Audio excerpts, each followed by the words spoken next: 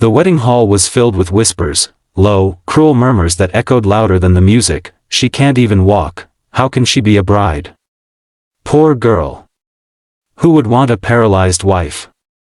Ayesha sat in her wheelchair, wearing a white and gold bridal dress that shimmered under the lights, but her eyes were dull. The groom, Bilal, had just left with his family after publicly rejecting her. On their wedding day, her father stood beside her, trembling with humiliation, his voice cracking as he whispered, "Let's go home, Beta." But Ayesha didn't move.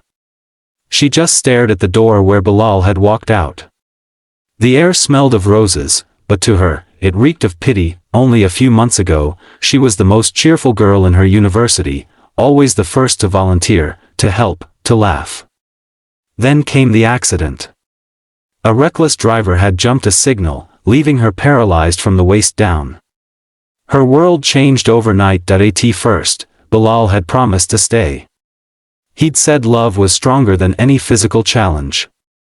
But when his parents objected, when they said a disabled daughter-in-law would bring bad luck, he folded. And now, he had walked away. That night, the house was silent. The wedding decorations outside fluttered in the wind like ghosts of what could have been.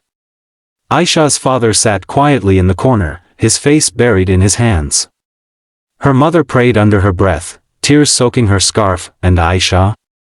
She stared at her wedding dress hanging on the door. For a long time, she thought about ending it all, about closing her eyes forever. But something deep inside her refused. She wanted to live. Not for anyone else, for herself. Days turned into weeks. Ayesha began therapy again, both physical and emotional. Her doctor encouraged her to move forward, to focus on what she could do instead of what she'd lost. "You're alive, Ayesha," he told her one morning, "and that's a blessing many don't get after such an accident." She took that to heart. Slowly, she began painting again, something she loved before the crash. Her art spoke of pain, courage, and rebirth. And one of her paintings, a wheelchair surrounded by blooming flowers, caught attention online. It went viral. Soon, people began reaching out, asking her to paint for them. What started as a hobby became her profession. Her social media page grew, and she used it to share her story, not of tragedy, but of triumph. Still, deep down, a quiet ache remained.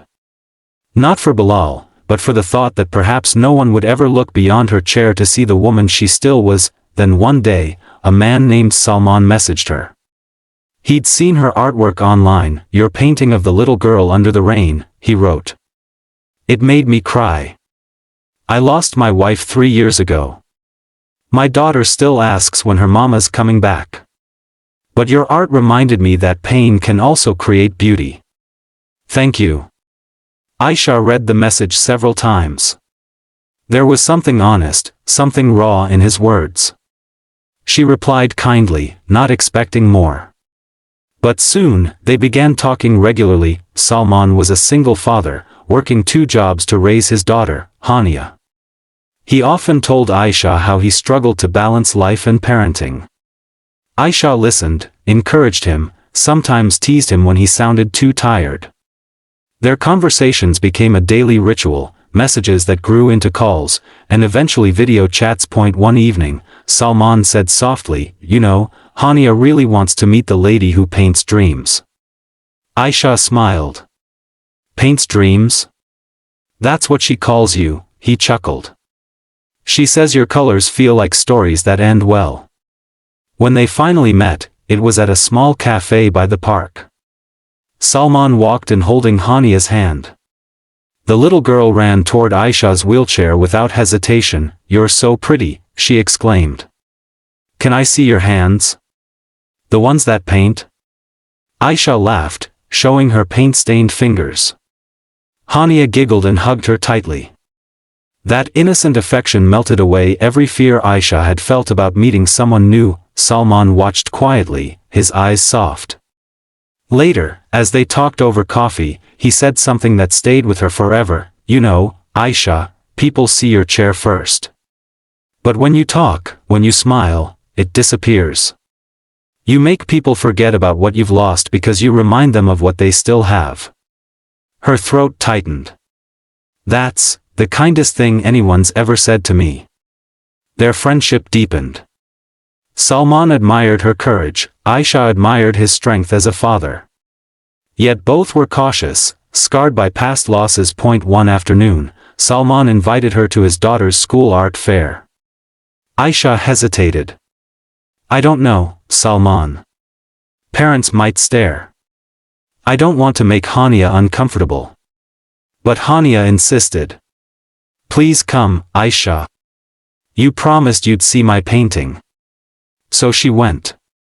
As expected, people stared, but then they saw how Hania held her hand proudly and introduced her to everyone as her artist friend. Ayesha helped Hania display her painting, a small picture of a woman in a wheelchair holding hands with a little girl. The title? My Hero. When the judges announced Hania as the winner, she ran straight to Ayesha and said, You're my hero, not me. Ayesha couldn't hold back her tears. Neither could Salman. That night, after dropping Hania home, Salman turned to Ayesha and said, You've given my daughter back her smile. I can never thank you enough. Ayesha smiled faintly. She gave me mine back. There was a pause. Then Salman said quietly, I know people might talk, they might question it. But Ayesha, if you'll allow me, I'd like to stand by you. Not out of pity, never that, but because you've shown me what strength really means. She froze. Salman, I can't walk. I can't, he gently interrupted, you can love. You can laugh. You can teach. You can inspire. What else matters? Tears streamed down her cheeks. No one had ever said those words to her. Not like that. A few months later, they got married in a small ceremony surrounded by close friends and family. Hania scattered flower petals in front of Ayesha's wheelchair, giggling the whole way. Salman knelt beside Ayesha and said during the vows, You may not stand, but you make everyone around you rise. Their marriage wasn't a fairy tale, it was real, full of challenges. Ayesha still had bad days when she felt weak, when the world seemed cruel. But Salman never treated her like someone fragile. He saw her as his equal, his partner, his strength. And Ayesha? She found purpose beyond pain. She began conducting workshops for people with disabilities, teaching them art, helping them find hope through color and creativity. Her story spread across news channels and social media, not as a tale of pity, but as one of empowerment. One evening, years later, as Ayesha sat watching Hania paint by the window, she whispered to Salman, You did the unthinkable, you loved me when the world thought I was unlovable. Salman smiled, placing his hand over hers. No, Ayesha. I just saw what everyone else was too blind to see. Outside, the sun dipped low, painting the sky in gold and orange, the same colors Ayesha often used in her art to symbolize rebirth. Her life had begun again, not because someone saved her, but because someone believed she was worth saving, and that made all the difference. Moral: life's worth is not measured by what we lose, but by what we choose to create from the ruins. Sometimes, love doesn't fix broken things, it teaches us that we were never broken to begin with.